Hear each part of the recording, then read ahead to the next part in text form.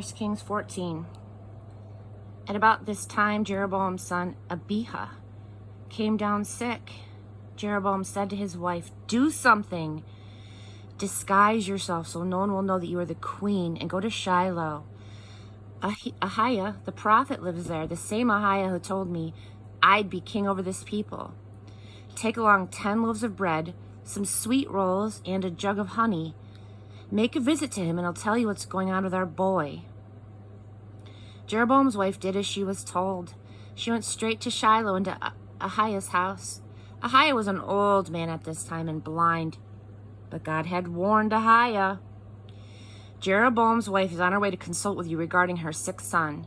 Tell her this and this and this." When she came in, she was disguised. Ahiah heard her come through the door and said, "Welcome, wife of Jeroboam. But why the deception? I've got bad news for you. Go and deliver this message I received firsthand from God, the God of Israel, to Jeroboam. I raised you up from obscurity, and I made you the leader of my people, Israel. I ripped the kingdom from the hands of David's family, and I gave it to you. But you were not at all like my servant David, who did what I told him and lived from his undivided heart, pleasing me.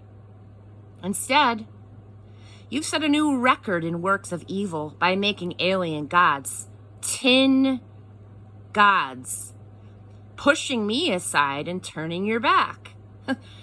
You've made me mighty angry, and I'll not put up with it. I'm bringing doom on the household of Jeroboam, killing the lot of them, right down to the last male wretch in Israel, whether slave or free. They've become nothing but garbage, and I'm getting rid of them. The ones who die in the city will be eaten by stray dogs. The ones who die in the country will be eaten by carrion crows. God's decree." And that's it. Go on home. The minute that you step foot in town, the boy will die. Everyone will come to his burial, mourning his death.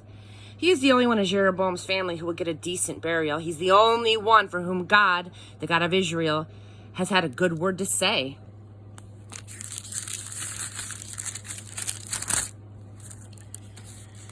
Then God will appoint a king over Israel who will wipe out Jeroboam's family, wipe them right off the map.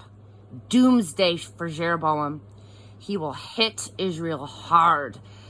As a storm slaps reeds about, he'll pull them up by the roots from this good land of their inheritance, weeding them out, and then scatter them to the four winds. And why? Because they made God so angry.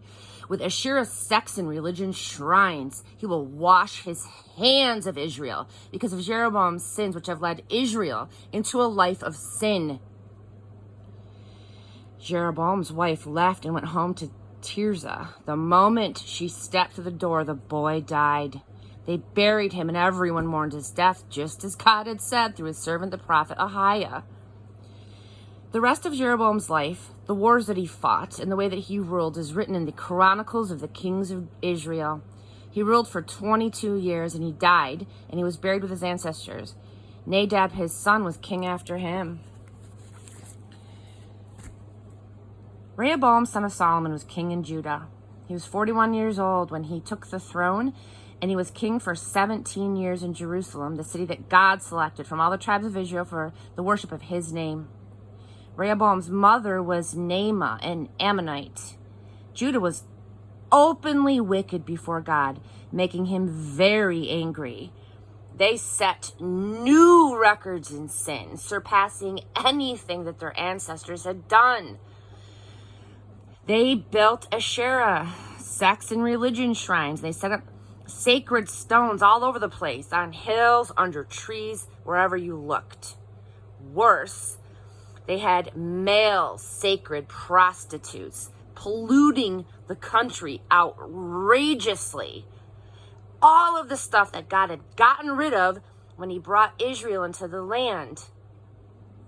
In the 5th year of King Rehoboam's rule, Shishak, king of Egypt, made war against Jerusalem. He plundered the temple of God and the royal palace of their treasures, cleaned them out, even the gold shields that Solomon had made.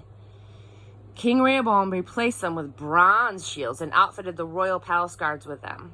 Whenever the king went to God's temple, the guards carried the shields, but always returned them to the guard's room. The rest of Rehoboam's life, what he said and did, is all written in the Chronicles of the Kings of Judah. There was war between Rehoboam and Jeroboam the whole time. Rehoboam died and was buried with his ancestors in the city of David. His mother was Naamah, an Ammonite. His son Abiah ruled after him.